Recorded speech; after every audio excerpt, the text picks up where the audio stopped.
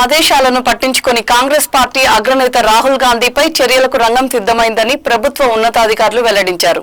తమ ఆదేశాలను ధిక్కరించిన నేపథ్యంలో లోక్సభలో ప్రతిపక్ష నేత కాంగ్రెస్ పార్టీ ఎంపీ రాహుల్ గాంధీపై న్యాయపరంగా చర్యలు తీసుకుంటామని జిల్లా ఉన్నతాధికారులు వెల్లడించారు. గురువారం దర్భంగాలో జిల్లా ఉన్నతాధికారులు విలేకరులతో మాట్లాడుతూ దర్భంగాలో అంబేద్కర్ హాస్టల్ వద్ద విద్యార్థులతో ముఖాముఖి కార్యక్రమానికి నిర్వహించేందుకు కాంగ్రెస్ పార్టీ ఎంపీ రాహుల్ గాంధీకి అనుమతి ఇవ్వలేదని తెలిపారు. స్థానిక టౌన్ హాల్ వద్ద ఈ కార్యక్రమం నిర్వహించేందుకు నిర్వాహకులకు అనుమతి ఇచ్చామని స్పష్టం చేశారు. కానీ రాహుల్ గాంధీ మాత్రం అంబేద్కర్ హాస్టల్ వద్దే విద్యార్థులతో ముఖాముఖి కార్యక్రమం నిర్వహించేందుకు సిద్ధమయ్యారని చెప్పారు.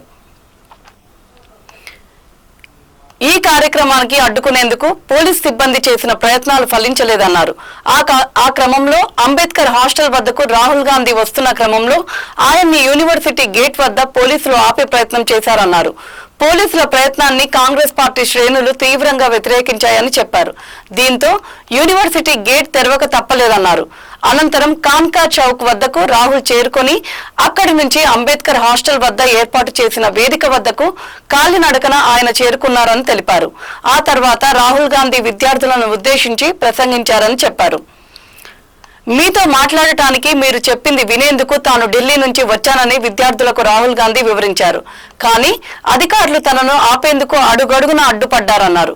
అలాగే బ్యారికేడ్స్ రహదారులకు అడ్డంగా పెట్టారని చెప్పారు. కానీ తాను మరో మార్గం ద్వారా ఇక్కడికి చేరుకున్నారన్నారు. అంతేకాదు తనను ఎవరూ ఆపలేరన్నారు. ఎందుకంటే తన వెనుక మీ బలం ఉందని చెప్పారు. దీంతో ప్రపంచంలో ఏ శక్తి తనను ఆపలేదని తెలిపారు. అలాగే బీహార్లోని నితీష్ కుమార్ ప్రభుత్వంతో పాటు ప్రధాని మోదీలపై ఈ సందర్భంగా రాహుల్ గాంధీ తీవ్ర విమర్శలు గుప్పించారు. అదేవిధంగా కులగణన నిర్వహించేందుకు పార్లమెంటు సాక్షిగా ఒప్పుకొని ప్రధాని మోదీ తన ఒత్తిడి కారణంగా ఈ గణనను నిర్వహించేందుకు సానుకూలంగా స్పందించారని రాహుల్ గాంధీ ఈ సందర్భంగా గుర్తు చేశారు. ప్రధాని మోదీ ప్రభుత్వం ప్రజాస్వామ్యానికి, రాజ్యాంగానికి, కులగణనతో పాటు నిరుపేదలకు వ్యతిరేకంగా పనిచేస్తుందని మండిపడ్డారు.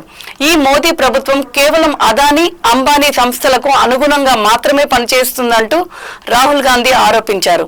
మరోవైపు అంబేద్కర్ హాస్టల్ వద్ద రాహుల్ గాంధీని ప్రసంగించేందుకు అనుమతించకపోవడంపై బీహార్లోని కాంగ్రెస్ పార్టీ వర్గాలు ప్రభుత్వంపై నిప్పులు చెరిగాయి. అదేకాక హాస్టళ్లలో పరిస్థితి ప్రస్తుతం ఎలా ఉన్నాయో తనకు తెలుసు అన్నారు. తమ ప్రభుత్వం అధికారంలోకి వచ్చిన అనంతరం ఆ పరిస్థితులు మారుస్తామని రాహుల్ గాంధీ ప్రకటించారు.